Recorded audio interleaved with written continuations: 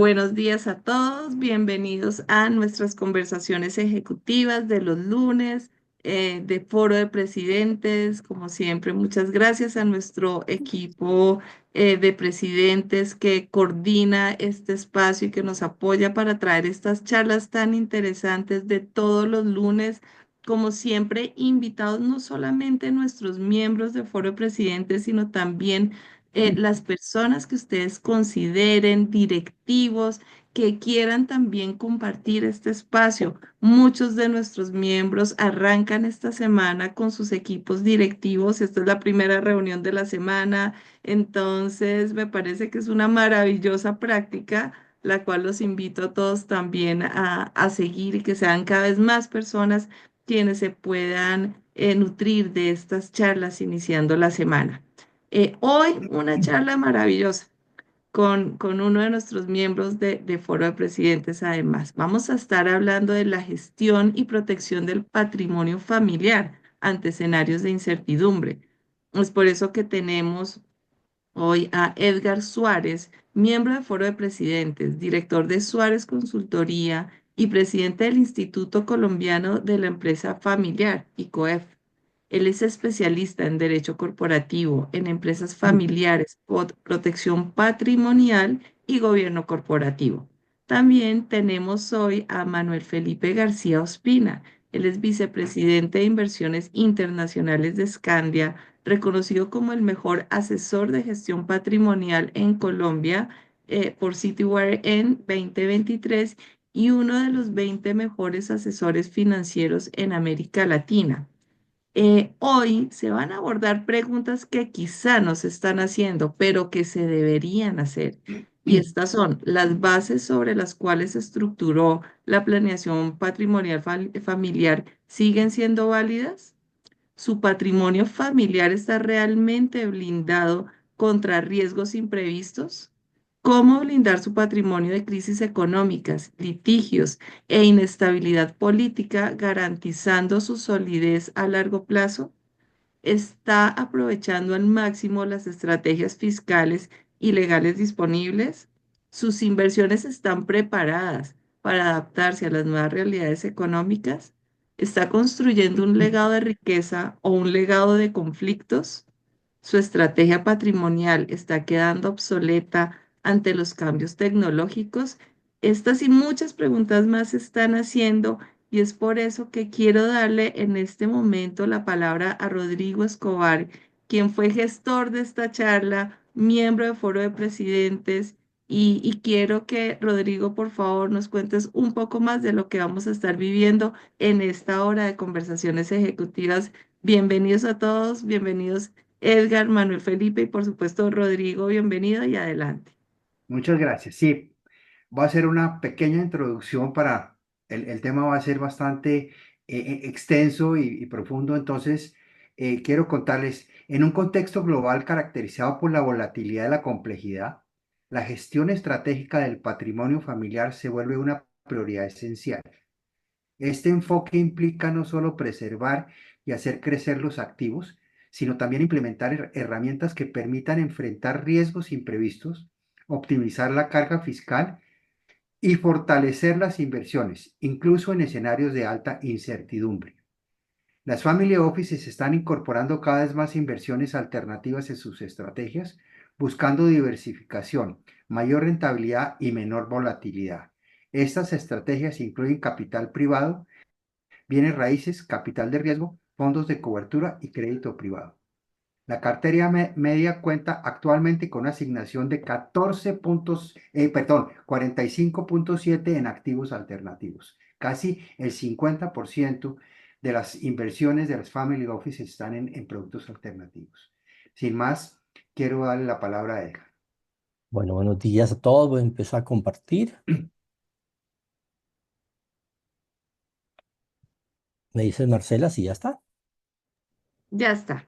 Bueno, entonces, gracias por permitirnos hacer algunas reflexiones, porque hoy queremos que se lleven trabajo para la casa. El lunes es el momento en que empezamos con conversaciones ejecutivas a tener un tema que nos gustaría ir procesando. Hoy los invitamos a que lleven trabajo en la casa, a compartir con sus familias cómo está la gestión y protección de nuestro patrimonio familiar ante esos escenarios. ¿Cómo va a ser? Vamos a mirar, a ver qué nos está pasando ahora. Ya. Aquí ya dimos la presentación. ¿Qué quiero plantearles? Básicamente, hoy vemos nosotros como nadie pensaba que Frisbee iría a tener un tema con una marca tan conocida. Y hoy se habla de legado en el caso de Frisbee. Es decir, que el patrimonio no solamente son valores, también son conocimientos, son valores, son lo que yo quiero que las próximas generaciones lleven. Pero hoy tenemos, lo hemos mencionado bastante, esos desafíos por la volatilidad, pero también, y es el propósito, ojalá lo consigamos, dar un marco de reflexión para abordar la planificación patrimonial de manera holística. Y van a darse cuenta por qué hablamos de holístico e integral, pero adaptable a las circunstancias de cada familia. Con el perdón de mis colegas presentes, los asesores no somos protagonistas. Los protagonistas son las familias que deciden el qué. Nosotros lo ayudamos con el cómo.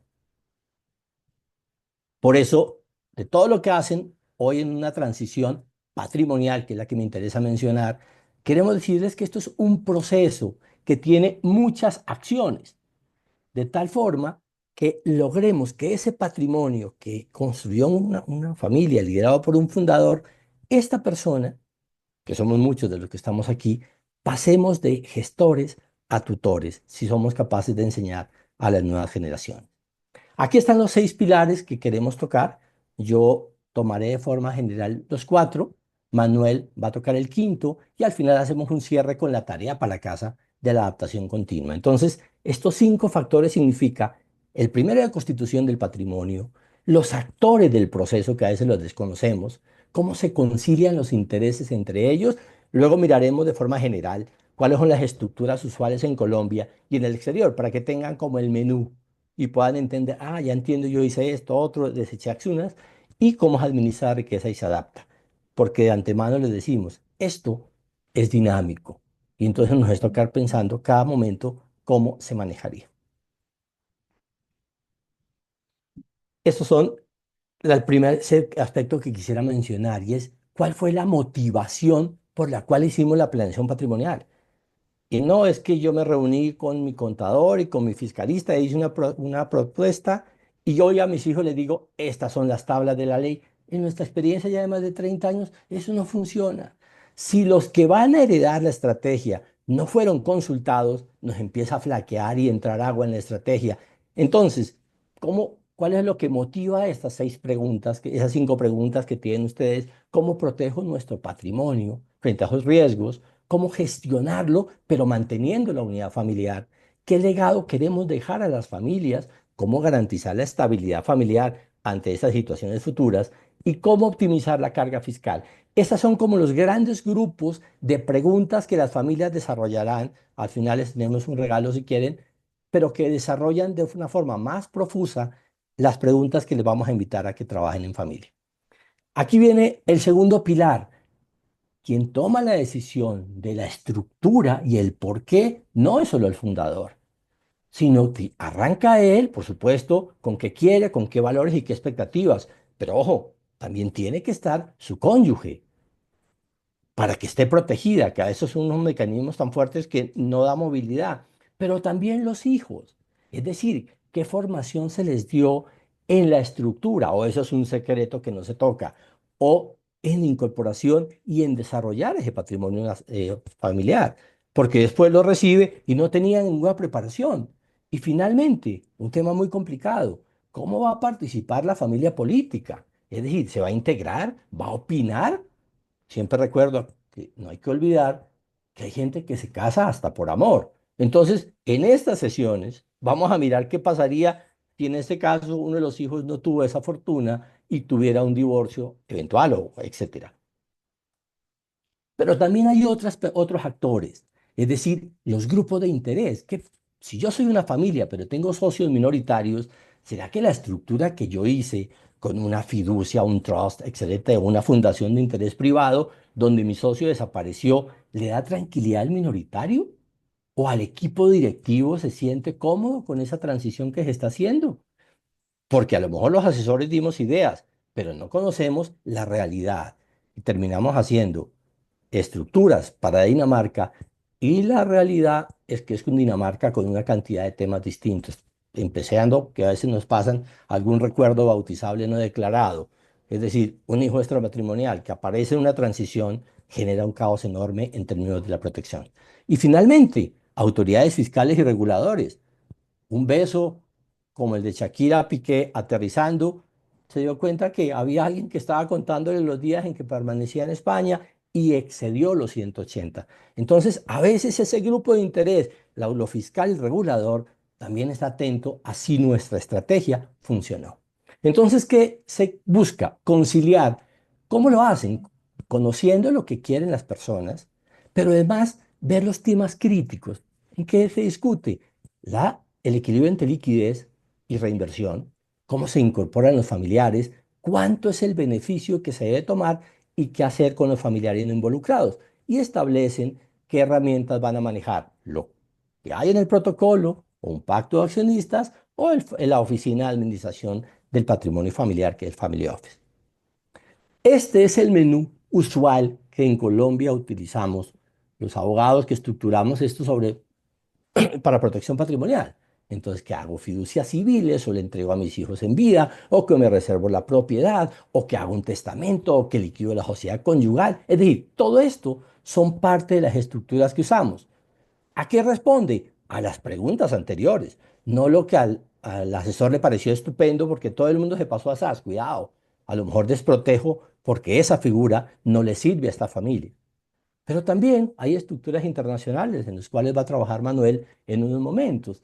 Es decir, ¿cómo hago yo para que estas fundaciones, estas sociedades extranjeras, que él va a contar, ya llevado a los casos particulares, cómo hago para que esto planee esas inquietudes que teníamos la familia las sienta como propias? Por eso en el pilar 6 que vamos a mencionar y en el adendo, vamos a tener que encontrar si esa estructura que hemos creado obedece a mi realidad, involucra a los actores, cómo es tomado por los demás grupos de interés y si debe ser modificada de alguna forma permanente.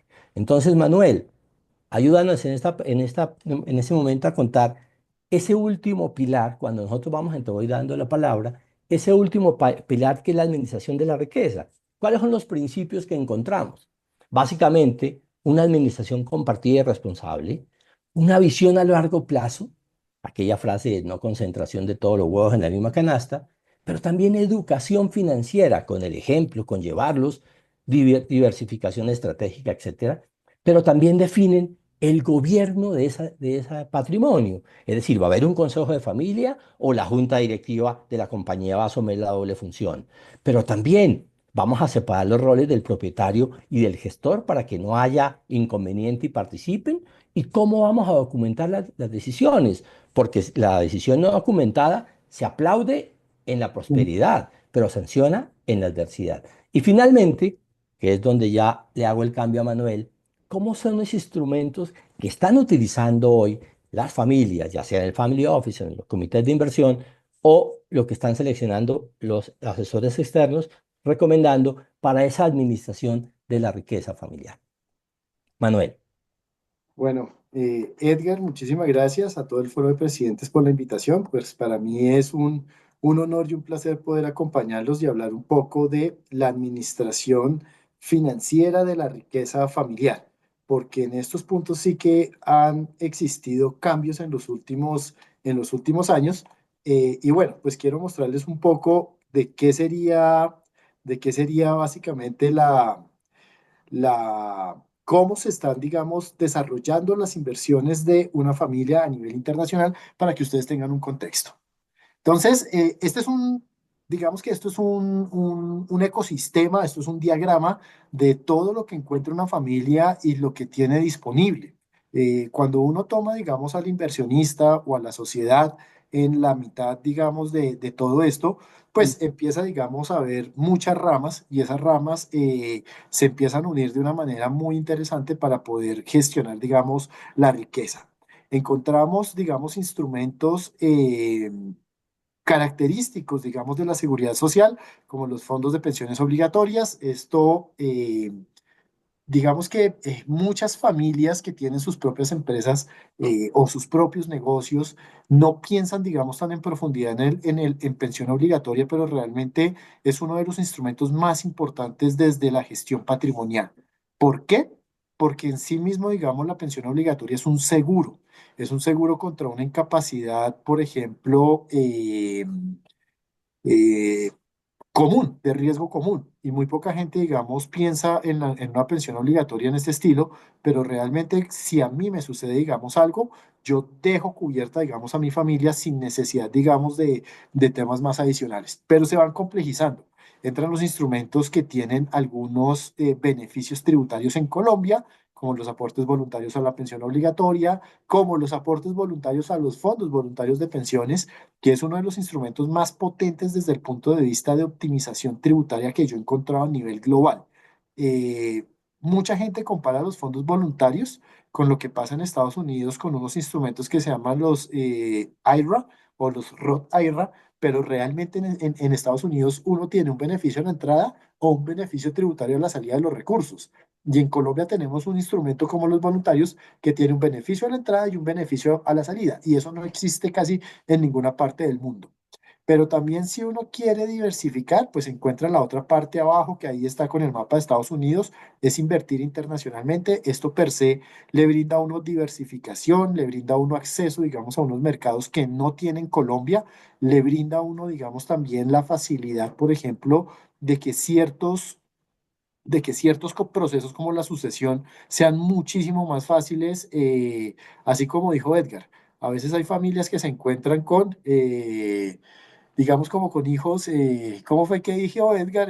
Recuerdos bautizables no declarados. Exactamente, pero que cuando llega, digamos, el momento de una sucesión, pueden, digamos, complicar todo el camino recorrido y en ese orden de ideas, pues facilitar, digamos, procesos de sucesión y no dejar a la familia ilíquida en ese momento, pues es muy, muy importante y es parte de lo que hacemos en gestión patrimonial. Están los temas de patrimonios autónomos que según el Código de Comercio en Colombia, pues tienen algunas características interesantes y las nuevas generaciones, sobre todo de las familias, son mucho más afines a esto que se encuentra por acá a mano derecha arriba, que son las inversiones de alto riesgo, de alto rendimiento, como las inversiones ángeles o los venture capital. Eso es, digamos, como el ecosistema que quiero mostrarles acá inicialmente, que me parece, digamos, interesante y que creo que es un buen abrebocas a lo que podemos hacer el día de hoy. Bien. Eh, Entremos en materia de las inversiones financieras. Cuando uno habla de los activos de inversión a nivel internacional, estos cuestan cerca de 300 trillones de dólares. Trillones con T de Tomás. ¿Esto es mucho o poco? Para ponérselos en contexto. Estados Unidos, que es la economía más grande del planeta, cuesta hoy cerca de 30 trillones de dólares. Lo que quiere decir es que cuando uno suma todos los bonos invertibles, acciones invertibles, el efectivo o instrumentos parecidos al efectivo como los money market, que son fondos de muy corta duración, los inmuebles, las acciones privadas, la infraestructura, crédito privado, bienes básicos, todo, digamos, el universo que se les ocurra, cuesta 10 veces la economía de Estados Unidos. Eso es, digamos, la generalidad y uno puede tomar este valor como proxy de lo que está sucediendo a nivel global con las inversiones. Pero si adelantamos una, Edgar, por favor, entramos y Rodrigo lo dijo, digamos, en su introducción, hay unos instrumentos o hay unas entidades que son los family offices. Los family offices son esas entidades creadas por las familias para administrar la riqueza. Y parte del mandato de los family offices es que la segunda o tercera generación viva, digamos, una vida similar a la que vive la primera generación. ¿Esto qué quiere decir? Todavía al día de hoy pues tenemos estructuras totalmente piramidales en la familia, en que papá y mamá probablemente, si uno lo quiere hacer de la manera tradicional, pues tienen unos hijos, estos a su vez tienen otros hijos y pues claramente digamos 100 pesos en la punta digamos de la pirámide pues si uno los empieza a dividir porque no crece la riqueza, pues sencillamente, digamos, a la tercera generación no le tocan, digamos, los mismos 100 pesos, sino que le toca muchísimo menos. Hace muchísimos años los family offices se dieron cuenta de esta situación y las familias dijeron, oye, queremos administrar la riqueza de una manera que nos permita que las segundas, terceras, cuartas generaciones, adicionalmente de los instrumentos que contaba Edgar de protección patrimonial, pues realmente puedan masificar y puedan, digamos, replicar esa riqueza hacia futuro. Eh, Antes era muy sencillo. Por allá en los 80, cuando un bono del Tesoro de Estados Unidos tenía una tasa del 20%, pues uno invertía en bonos del Tesoro de Estados Unidos y era el 20% por año. Sin embargo, unos años atrás los bonos del Tesoro de Estados Unidos estaban en tasas cercanas al cero y pues lógicamente ya uno no podía invertir en bonos del Tesoro de Estados Unidos pues y tener el mismo efecto financiero positivo de cara a la riqueza. Entonces, se empezaron a crear estos instrumentos. Y si adelantamos, Edgar, uno también, o estas entidades. El tema, digamos, acá es que hasta hace algunos años, y Rodrigo mencionó, ya cerca del 40, 45, 50% de cómo invierten los family office a nivel internacional son en unos activos que se llaman activos alternativos. Esos alternativos hasta hace unos años, pues los tickets de entrada mínimos eran 5, 10, 15, 50 millones de dólares, llevando, digamos, a que nosotros, las personas, digamos, del común, pues no tuviéramos acceso a ese tipo de inversiones. Sin embargo, de unos años para acá se han desarrollado unos instrumentos que permiten entrar a los activos alternativos con montos mucho menores. Pueden ser $25.000, $50.000, $100.000, $200.000, pero realmente comparado a los $100.000 contra los 10 millones que pedían hace algunos años, pues ya muestra, digamos, cómo están invirtiendo.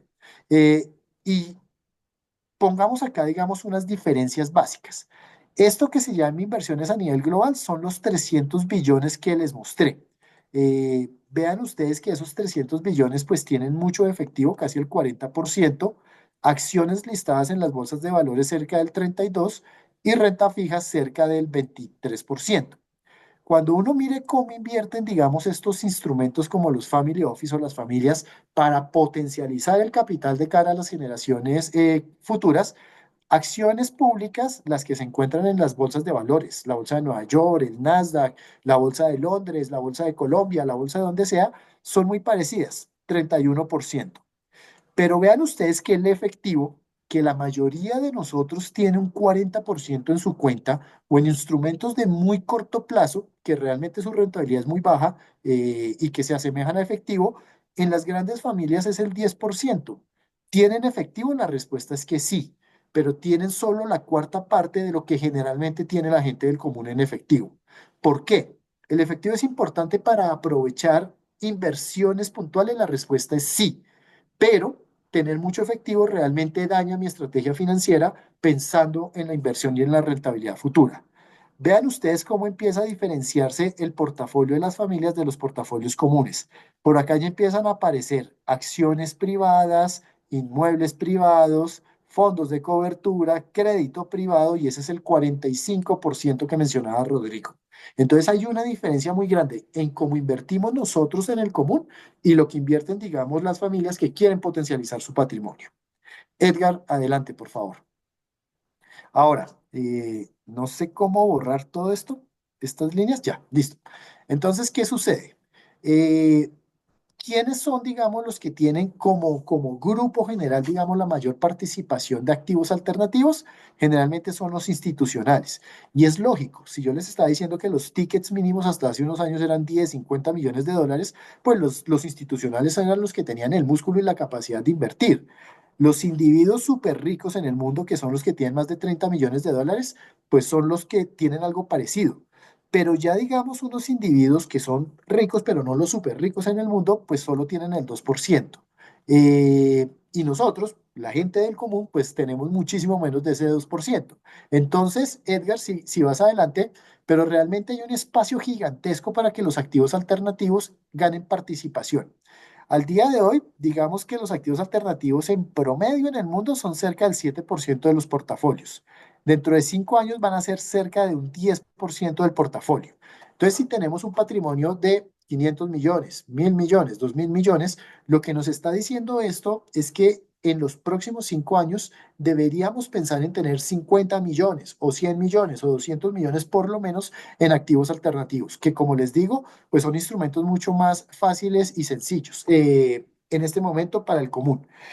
Hay algo, y no sé si alguien lo conoce, si alguien lo conoce, me lo dice. ¿Alguien conoce la regla del 72 en inversiones? No sean tímidos, abran el micrófono y me dicen la regla del 72. ¿Sí o no? Bueno, creo que no la conocen, pero pónganle cuidado.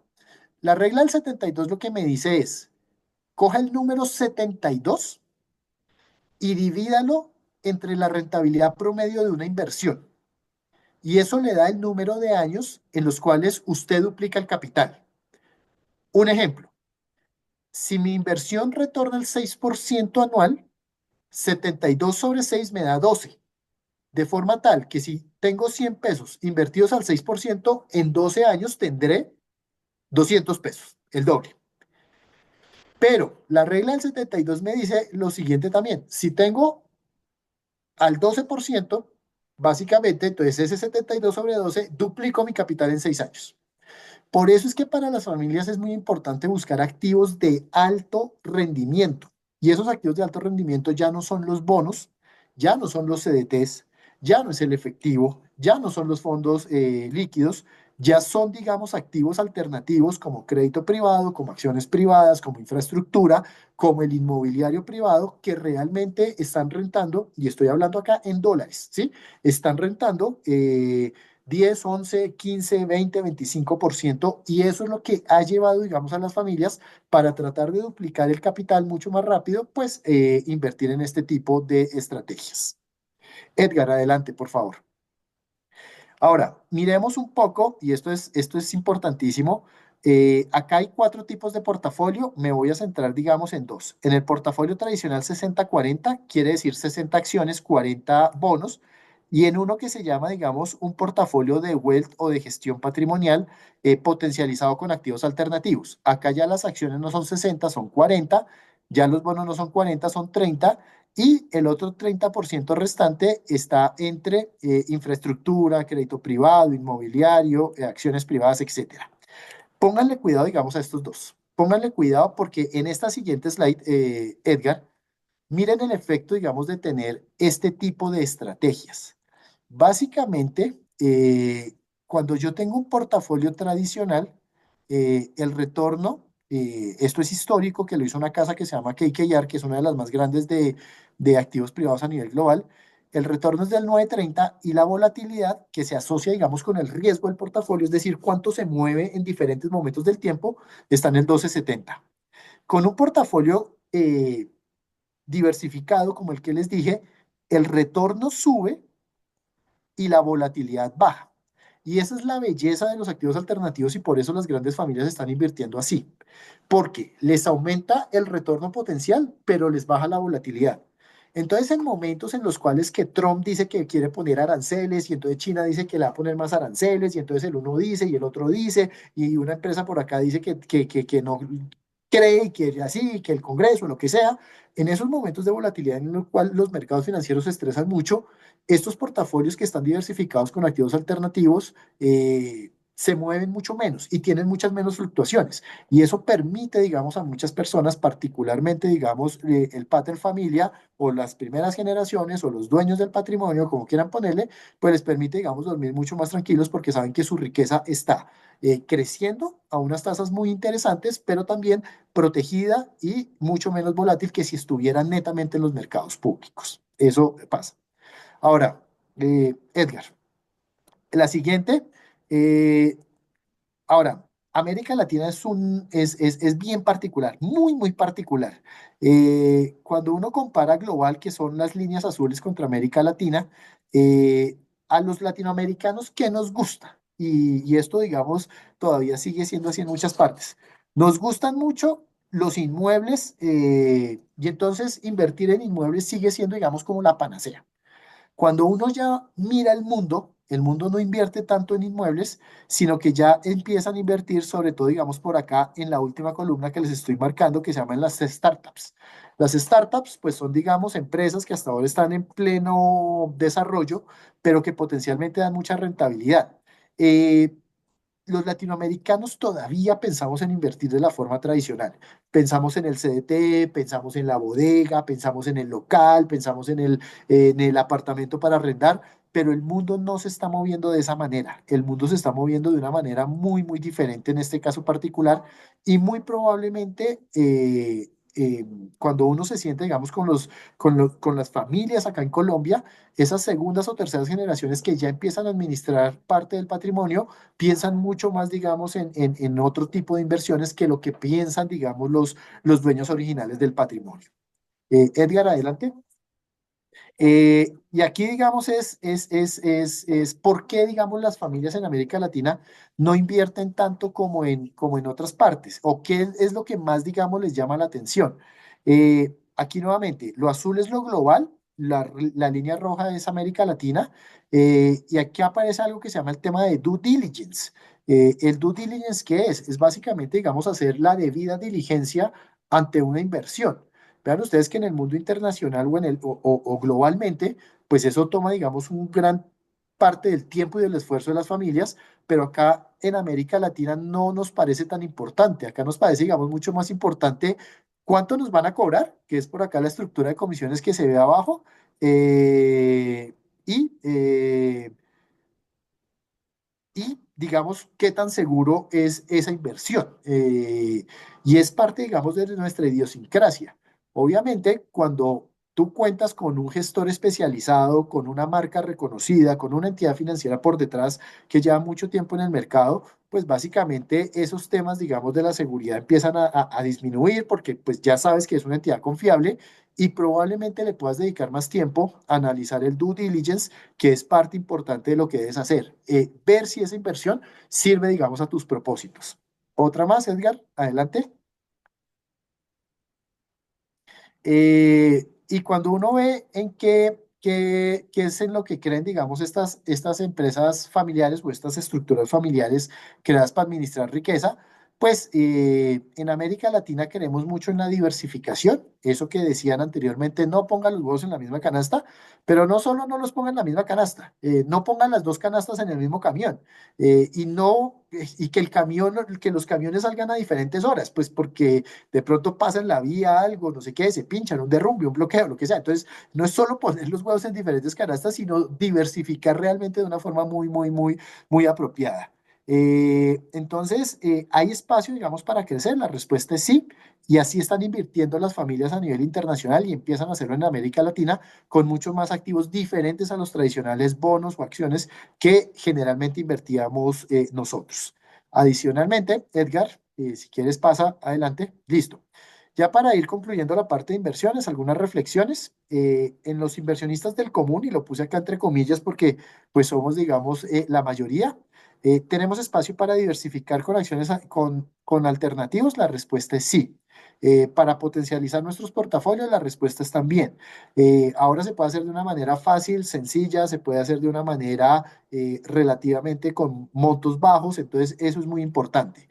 El problema, y pues sí es un problema porque realmente yo lo veo como una oportunidad, es que cuando uno va a preguntar en Colombia temas de crédito privado, acciones privadas, infraestructura, inmobiliario privado, pues las opciones son muy limitadas. Tiene uno que irse hacia el mundo internacional, donde realmente pues es un universo casi que interminable de opciones para invertir.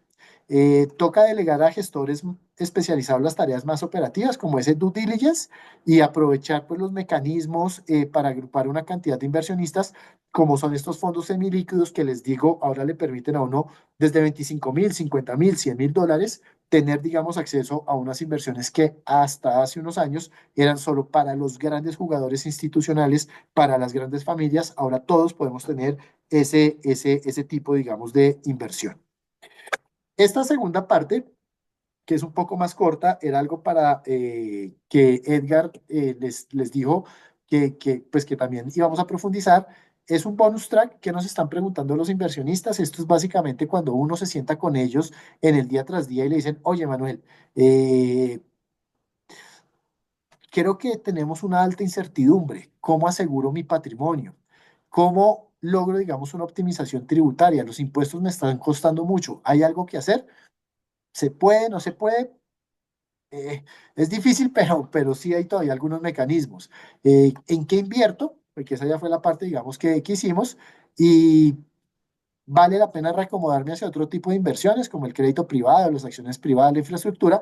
Pues yo creo que ya quedó totalmente claro de que hacia allá va el mundo. Y si queremos que no nos deje, digamos, esa rueda, pues tenemos, digamos, que ir. Un par, digamos, de ejemplos de lo que uno habla generalmente con los inversionistas eh, desde el punto de vista de seguridad patrimonial. Edgar, si quieres, ayúdame. Gracias. Miren, en Colombia hay unos vehículos que son los patrimonios autónomos, también conocidos como fiducia mercantil. Esos están regulados por el Código de Comercio, artículo 12, 26 y subsiguientes. Y básicamente es donde yo le entrego bienes a un fiduciario. Para que ese fiduciario cumpla con una finalidad. Entonces yo le entrego los bienes al fiduciario, el fiduciario se vuelve propietario de los bienes y a cambio, digamos, de esos bienes que yo le entregué y que el fiduciario es el propietario, yo recibo unos derechos fiduciarios. Los derechos fiduciarios en sí mismos no es un título valor, no es que yo los pueda salir a comprar, a vender, pero son un activo y eso, digamos, es importante. Entonces, una de las figuras que más ha llamado la atención recientemente es cuando los padres constituyen un patrimonio autónomo. Ese es el paso uno. El paso dos es que los padres aportan la nuda propiedad. No, ojo, y esto es importante, no es el 100% del bien, solo la nuda propiedad y ellos quedan disfrutando todavía del usufructo. Básicamente aportan inmuebles, aportan acciones de su compañía, por ejemplo, a ese patrimonio autónomo y a cambio reciben los derechos fiduciarios. Y eso, digamos, es bien interesante. Un paso tres es que los padres donan los derechos fiduciarios, digamos, a sus hijos. Solo la nueva propiedad de esos derechos fiduciarios. Y hay algo que mucha gente desconoce en fiducia. Cuando yo hago una donación en fiducia, no se hace sobre el 100%, sino que la base de la ganancia ocasional en fiducia es el 80%. ¿Por qué? Nadie sabe, pero así lo dice el estatuto tributario. Entonces es una manera muy eficiente, por ejemplo, digamos, de pasar patrimonio en que los padres abren un patrimonio autónomo, donan, digamos, parte de los bienes, la nueva propiedad de parte de los bienes, reciben derechos fiduciarios y donan, digamos, la nueva propiedad de los derechos fiduciarios. Hay algunas familias un poco más sofisticadas que paralelamente han creado, digamos, algunas estructuras en España y Suiza. ¿Y por qué estas dos? Básicamente porque los convenios de doble imposición de Colombia firmados con España y con Suiza tienen un capítulo especial de seguridad de la inversión. Entonces, algunas personas han abierto algunas compañías allá. Obviamente, esto se necesita una minucia legal a gran escala entre los abogados externos, los colombianos, pero cuando yo pongo los derechos fiduciarios en una sociedad de esas, pues sencillamente lo que yo estoy teniendo son acciones de una sociedad en España, de una sociedad en Suiza, protegida, digamos, por el convenio de doble imposición de Colombia con estos países y realmente le brinda, digamos, a algunas familias, pues un tema de seguridad patrimonial, que es lo que están buscando en estos momentos. Eso les dejo, digamos, el abrebocas. Obviamente esto tiene mucho más desarrollo, pero para que vean. Y otro ya para no alargarme es lo siguiente. Esto es un caso que trabajamos hace algunos años donde había una sociedad que era una sociedad de gestión patrimonial. Ella era la dueña, digamos, de una compañía operativa. Eh, Esa sociedad patrimonial, una persona era socio de esa sociedad y la sociedad, ¿de qué vivía esta persona en el día a día? Vivía de los dividendos que le pagaba la sociedad más unos préstamos que le hacía la sociedad. Pues esto se volvía totalmente ineficiente porque el préstamo sociedad-socio tiene unos intereses presuntos y los dividendos desde el año 2017 son grabados. Entonces, algo que funcionó durante mucho tiempo, pues de un momento a otro no funcionó y tocaba buscarle alguna solución. ¿Cuál fue la solución que hicimos? Y esto, digamos, es importante, es interesante, que ya es esta siguiente. Miren, el socio se volvió no solo socio de la sociedad, sino empleado. Y la sociedad le pagaba, digamos, un salario. Pero algo interesante es que esta sociedad pudo hacer aportes institucionales al, a este empleado. Si no conocen los aportes institucionales, son algo bien interesante, que por medio pues, de Rodrigo podemos después profundizarlos. Él tiene, digamos, el contacto. Eh, Son aportes que permite la ley de la sociedad al empleado por hasta 3.800 VTs y es algo muy, muy lindo. ¿Por qué? Porque es un gasto para la sociedad, pero en el primer momento no es un ingreso para el empleado. Y eso es chévere, porque es una optimización tributaria bien, bien amplia. Pero adicionalmente, esta persona al volverse empleada hizo un aporte, digamos, a su pensión obligatoria, ya estaba en un fondo privado, pudo hacer el aporte voluntario que permite el artículo 55 del Estatuto Tributario y se pensionó, digamos, con una pensión de 2 salarios mínimos. Pero, ¿qué le permitió, digamos, esta pensión? Le permitió inmediatamente que todo lo que estaba en el fondo voluntario de pensiones cumpliese el requisito para que los rendimientos generados fueran exentos del impuesto de renta. Entonces, pónganle cuidado. Ahí estábamos haciendo optimización tributaria por varias vías. Por el aporte voluntario al fondo obligatorio o aporte adicional, para que no se confunda, que esa es la parte, digamos, que ustedes ven a mano izquierda. Abajo liberó, digamos, todo el tema de los rendimientos exentos del fondo voluntario, que es también muy interesante. Y por arriba, la sociedad tenía un gasto deducible de renta eh, por hacer aportes al plan institucional, también en la plataforma del fondo voluntario. Entonces, como ustedes ven, pues lógicamente para una charla de corta es bien difícil transmitir todo, pero encantado, digamos, de profundizar en estos temas en otra sesión cuando nos lo permitan. Entonces, pues, Edgar, esa era como Ok, mi parte. Muchísimas listo. gracias nuevamente por la invitación y quedo súper atento. Entonces, fíjense cómo en los ejemplos de cómo se hacen las estructuras para poder hacer esas inversiones, surge la típica pregunta, oiga, qué bueno, hice una estructura con un socio y da perfecto. Pues resulta que ese socio mío se llamaba Diomedes Díaz y fallece y resulta que de un socio me aparecieron 25, cada uno con su mamita que lo representa. A lo mejor las estructuras hay que adaptarlas a cada situación y a cada familia. Por eso en este sexto pilar de la transición patrimonial habla de la adaptación continua, es decir, las preguntas que se hace la familia, no solamente sobre en qué invertir, que ya vimos todo lo que hay que estar y formarse para ello, sino si lo que hicieron sigue siendo válido, si a lo mejor el cambio de residencia, los temas migratorios que hoy tanto estamos analizando en los consejos de familia, cuánto está afectando estas estructuras, los planes de vida, expectativas, es decir, la adaptación de estas estructuras, así como de esas inversiones, obligan a que la familia se siente a mirar qué hay y conteste estas preguntas generales que estamos viendo, porque les toca hacer ciclos periódicos de revisión. Les traemos, por ejemplo, lo que hacen algunas familias que revisan trimestralmente, que miran anualmente, cómo manejan esos indicadores de monitoreo en rentabilidad, cuál es el mínimo que esperan. Y viven actualizándolos. Imaginarán ustedes hoy cuánto están preocupadas las familias, especialmente con el caso Frisbee, porque resulta que muchos tienen su marca metida en la compañía. Y la pregunta ¿es una buena protección patrimonial colocar las marcas en mi compañía comercial? ¿No debería estar de pronto en la empresa patrimonial y de allá dar algunas licencias de uso y ganar algunas regalías con las limitaciones legales que hay? Piénsenlo, eso obliga a que haya adaptación continua y un poco en nuestra experiencia, que haya el deseo y la formación de la familia para realizar de forma inmediata ese inventario del patrimonio, a hablar de forma con cada uno cuáles son sus expectativas. Hay que conversar para evaluar si las estructuras actuales continúan, son viables, las que me propusieron los asesores en esa época siguen siendo o han cambiado, definir los valores y obviamente hay temas que se recomienda, hoy ahí Manuel no alcanzó a mencionarlo, pero hay software para gestión patrimonial y él trae unas lecturas de profundización y yo quería hacerles obviamente un regalo después cuando le mandemos esta presentación y les mandemos el video, el link al video.